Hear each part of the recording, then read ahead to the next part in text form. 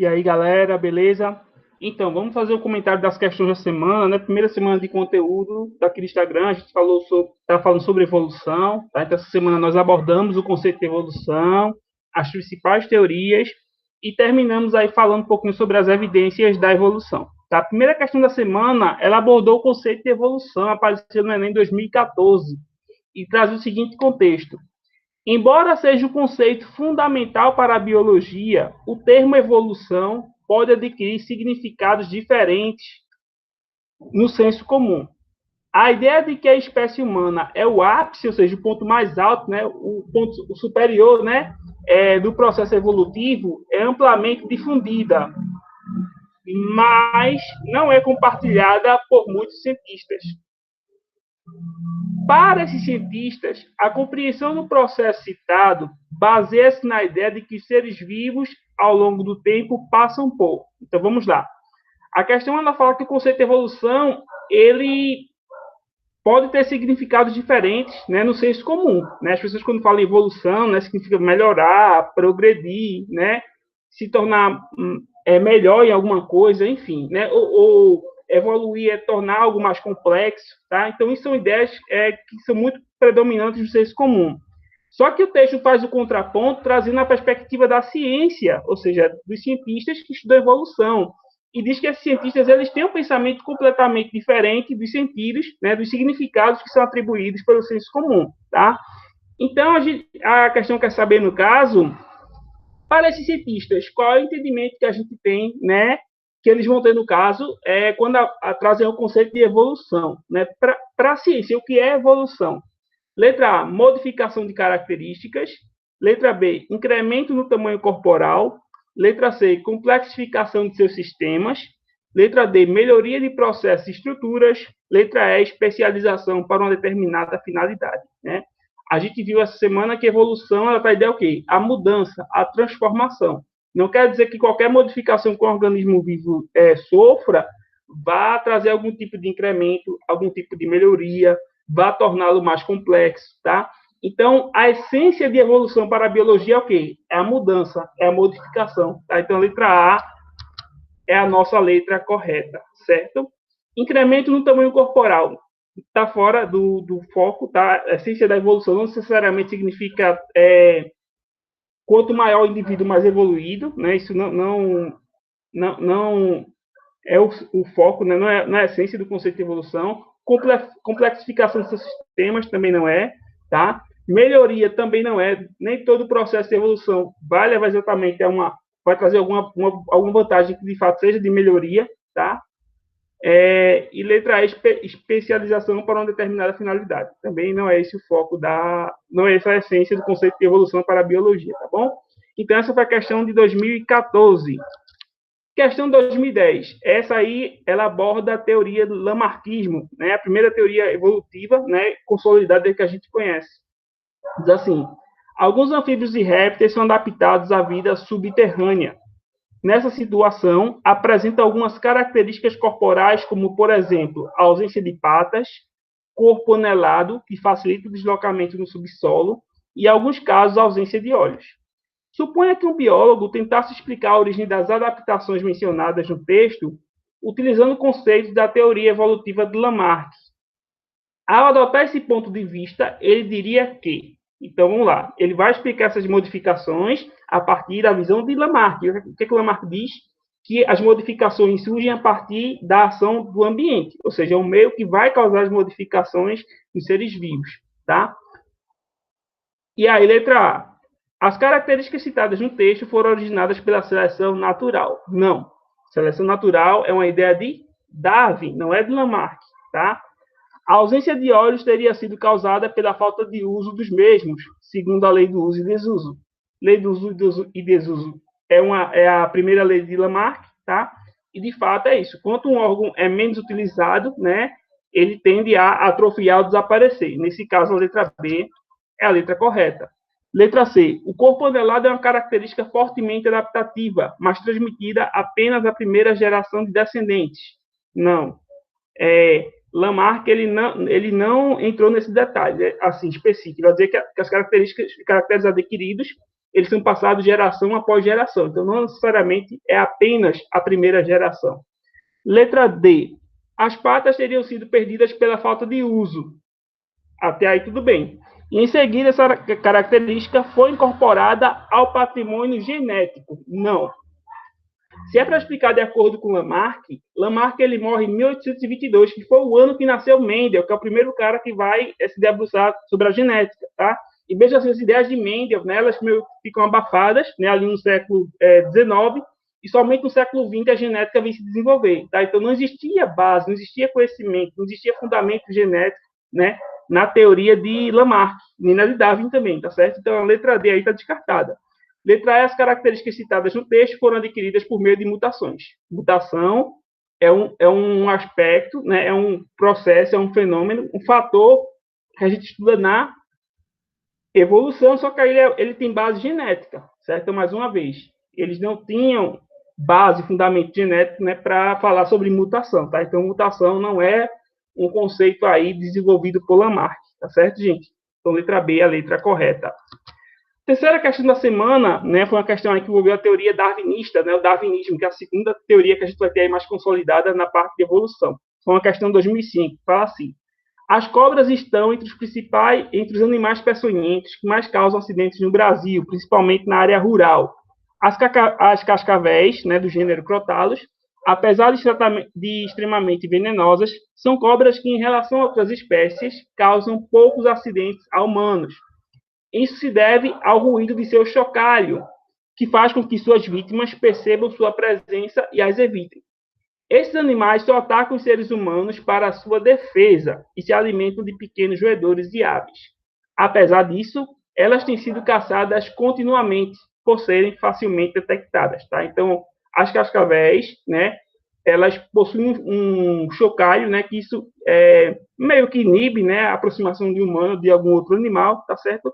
Mas, ao mesmo tempo, esse chocalho aí, né, o chocalho ele também pode atrair, aí, no caso, a questão da caça, né, como a questão, o primeiro parágrafo conclui aí. Ultimamente, os cientistas observaram que essas cobras têm ficado mais silenciosas, ou seja, se elas ficam mais silenciosas, é justamente o quê? Foi uma modificação que ocorreu em relação ao barulhinho do chocalho para trazer alguma vantagem para ela, certo? O que passa a ser um problema, pois se as pessoas não as percebem, aumenta os riscos de acidente. Tá? Então, o chocalho é um sinal de alerta, né, para a gente, né, e para algum animal que venha a se aproximar, por exemplo, de uma cascavel, certo? E aí a questão quer saber o seguinte: a explicação darwinista, agora vai explicar de acordo com Darwin, a explicação darwinista para o fato de a cascavel estar ficando mais silenciosa é que, letra A, necessidade de não ser descoberta e morta mudou seu comportamento. Não necessariamente, tá? Porque, no caso, a modificação aí foi uma estrutura dela, certo? No caso, foi o chocalho, certo? Letra B. As alterações no seu código genético. Não. Diferentemente de Lamarck, Darwin ainda teve viveu um período meio que concomitante com Mendel, tá? Só que Darwin, quando publica A Origem das Espécies, é 1859. Mendel ainda estava lá contando as ervilhas. Mendel só vai lançar o trabalho dele em 1865. Tá? E mesmo assim, a genética como ciência só vai se desenvolver no século XX, tá? Então, Darwin e Mendel, eles morrem muito próximo. 1882 morre Darwin, 1884 morre Mendel. Então, Darwin não se apropriou de conhecimentos da genética. Então, ele jamais ia falar de alteração de código genético. Isso não existia na época de Darwin. Letra C. As mutações sucessivas foram acontecendo para que ela pudesse adaptar-se. Não. Essa ideia dela se mudar para se adaptar, né, isso remete a uma ideia de Lamarck, a questão do meio causar modificação, né, para o organismo se adaptar àquele meio. E mesmo assim, o termo mutação ele é o termo da genética, tá? Então a gente, por esse lado também aí, acaba meio que descartando ele. Letra D. As variedades mais silenciosas foram selecionadas positivamente. Essa é a correta, tá? Ou seja, as cascavéis que passaram a fazer menos barulhinho com o chocalho, elas ficaram menos percebidas, né? E isso aí, no caso, trouxe para elas uma vantagem evolutiva, né? Porque, no caso, elas deixaram de ser alvo fácil de caça, os caçadores, no caso, né? E letra A, as variedades sofreram mutações para se adaptarem a presença de seres humanos. Sofrer mutação é o quê? Genética. Darwin não traz conceitos, não traz ideias, não traz fundamentos da genética para a sua teoria. Tá? Então, letra D é a nossa alternativa correta. Quarta e última questão da semana, né? A gente não teve questão sobre órgãos análogos nem homólogos, a gente não teve essa questão nenhuma sobre isso aparecendo no Enem nesses anos, tá? Foi uma questão sobre fósseis, caiu em 2006, traz o seguinte contexto. A análise de esporos de samambaias e de pólen fossilizados contidos em sedimentos podem fornecer pistas sobre as formações vegetais de outras épocas. No esquema a seguir, ou seja, nessa figurinha aí do lado, tá? Que ilustra a análise de uma amostra de camadas contínuas de sedimento, as camadas mais antigas encontram-se mais distantes da superfície, ou seja, as que estão na superfície são mais novas, e à medida que a gente vai descendo, a gente chega nas camadas mais antigas. Vocês lembram que o processo de fossilização, né, eu tenho a parte do quê? De soterramento, eu tenho a sobreposição aí de camadas de sedimento, tá? Então, geralmente, as camadas mais antigas ficam embaixo e as mais recentes ficam em cima, tá? Essa análise permite supor-se que o local em que foi escolhida a amostra deve ter sido ocupado sucessivamente por. Então, nós temos aí uma imagem muito importante, né, a gente interpretar a imagem. Nós temos camadas antigas mais abaixo, e à medida que sobem, elas se tornam camadas mais recentes, tá? A camada mais recente que a gente tem, ela tem aí, foram encontrados fósseis, no caso, né, de grãos de pólen de cactos, tá? E as alternativas que acho que a questão nos dá são referentes aqui a biomas, a vegetação. Então, é muito importante o conhecimento de vegetação e de bioma para a gente poder aí destacar aí a alternativa correta.